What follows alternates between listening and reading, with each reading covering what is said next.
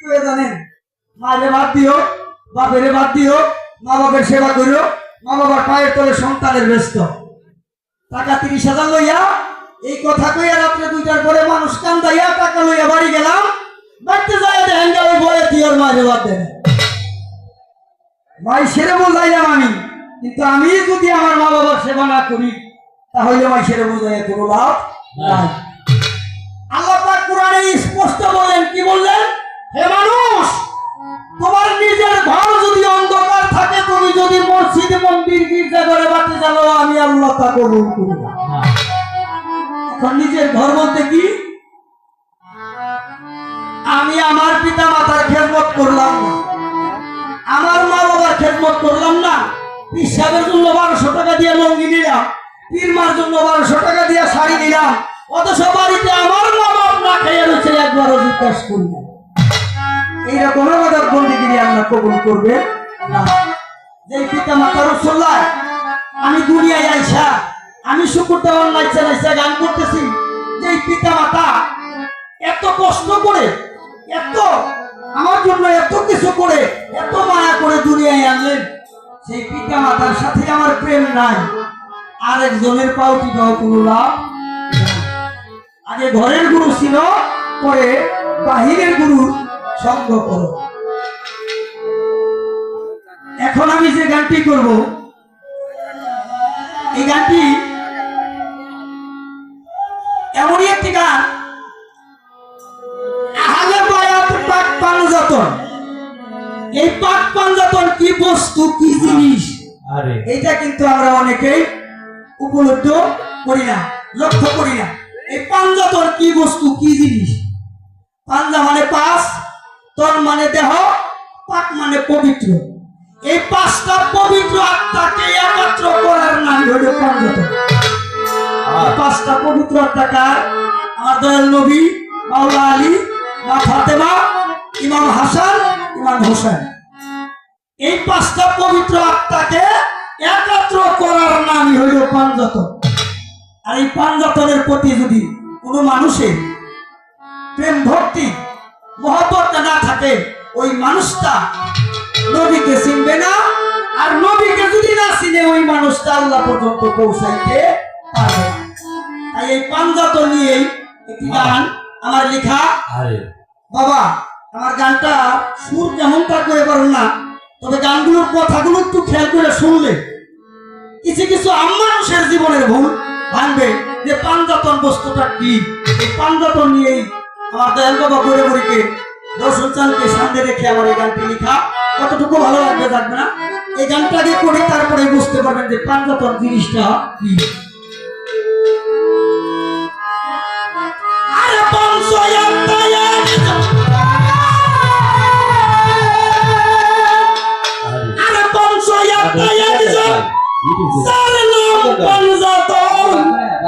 মোহাব্বত করতে কইল আল্লাহ পড়ুয়ারে, নবী না চিল্লা মানুষ পাইবা না আল্লাহ রে, নবী না চিল্লা মানুষ পাইবা না আল্লাহ রে। আরে পঞ্চয়াতায়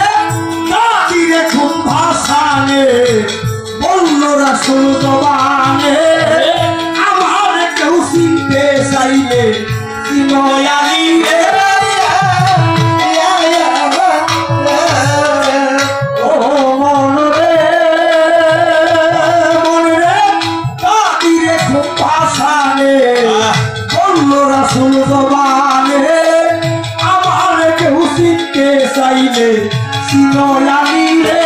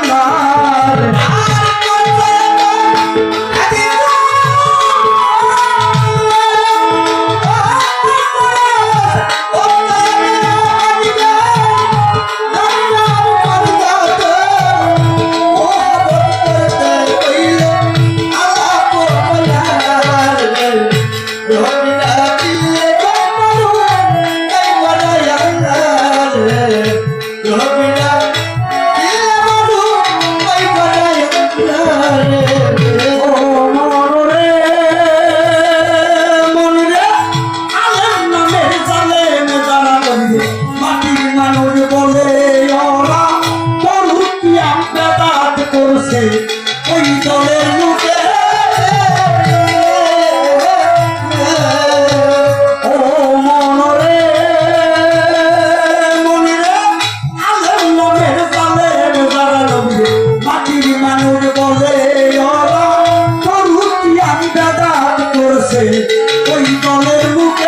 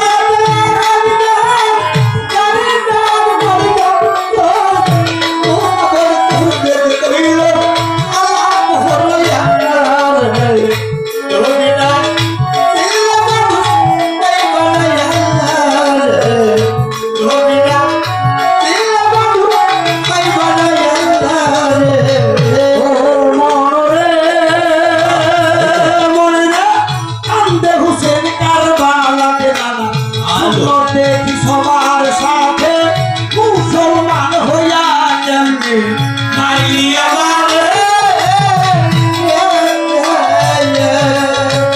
ও মনরে মনিরে কান্দে হুসেন কারবালাতে নানা সুন্দর দেখি সবার সাথে মুসলমান হইয়া কেমনে নাইলি আমারে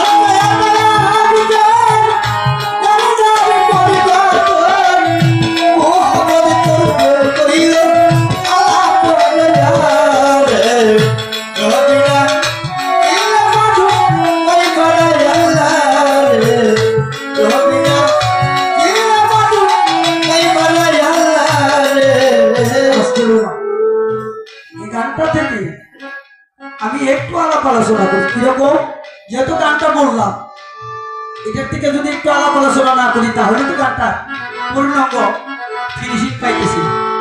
আমার কথাই বলা হলো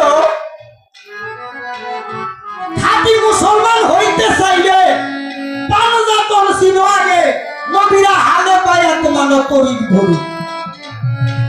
আমার আল্লাহ তাআলার খাস জবান, সাক্ষী তার পবিত্র কোরআন, মুসলমান না হইয়া কেউ আইসো না কবরে। কি বললেন? খাঁটি মুসলমান হইতে চাইলে পাঞ্জাতন চিনো আগে, নবীরা হালে বায়াত মানো তরিক ধরি। আমার আল্লাহ তাআলার খাস জবান, সাক্ষী তার পবিত্র কোরআন, মুসলমান না হইয়া কেউ আইসো না কবরে। ও বাবা, আল্লাহ কিন্তু এই কথা কয় নাই তুমি নামাজ না পড়ে কবরে আইও না। আল্লাহ কিন্তু এই কথা কয় নাই তুমি রোজা না করে কবর আইসো না। আল্লাহ এই কথা কয় নাই তুমি হজ যাকাত না করে কবর আইসো না।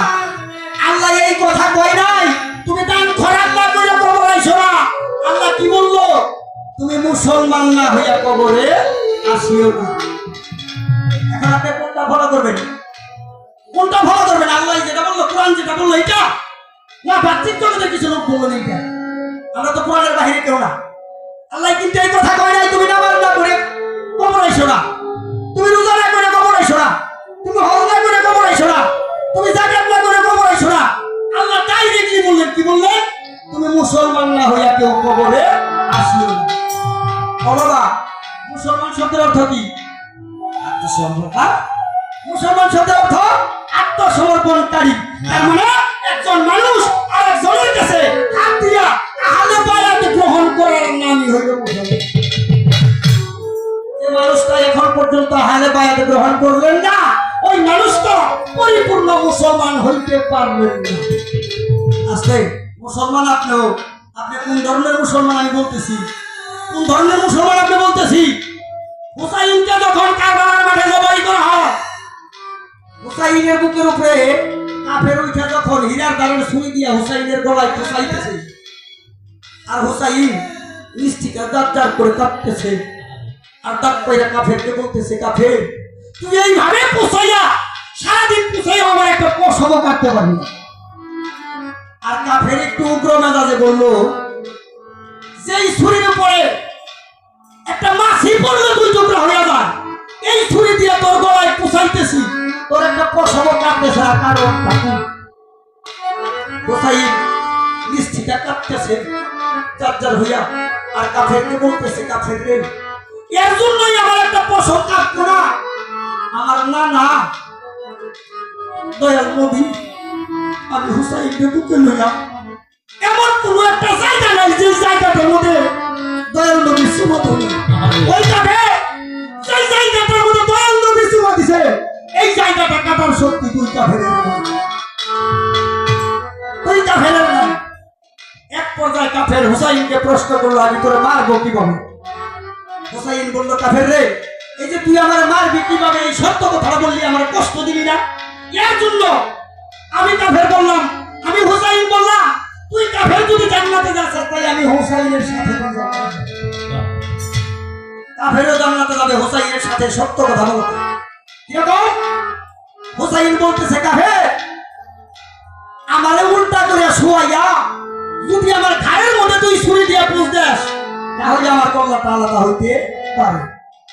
এক পর্যায়ে এক দলের লোক ছিল, ওই যে আপনি কোন ধরনের মুসলমান আমি কইতেছি, এক দলের লোক ছিল, তারা আল্লাহর কাছে অঙ্গীকার করলো হুসাইনের শির কাইটা তারা আসরের নামাজ আদায় করবে।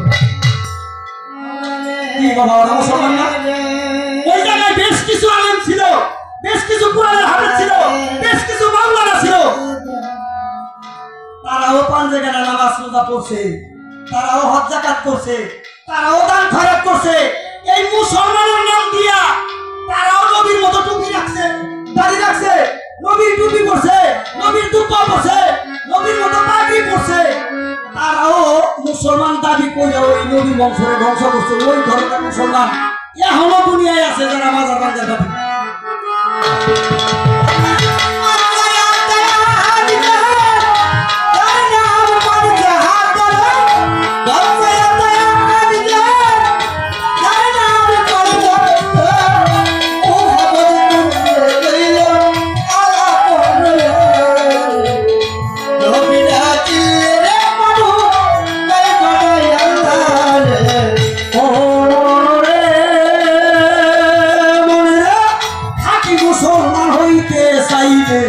পানে যতন ছিল আগে আহানে বায়াত মানো তোরি ধর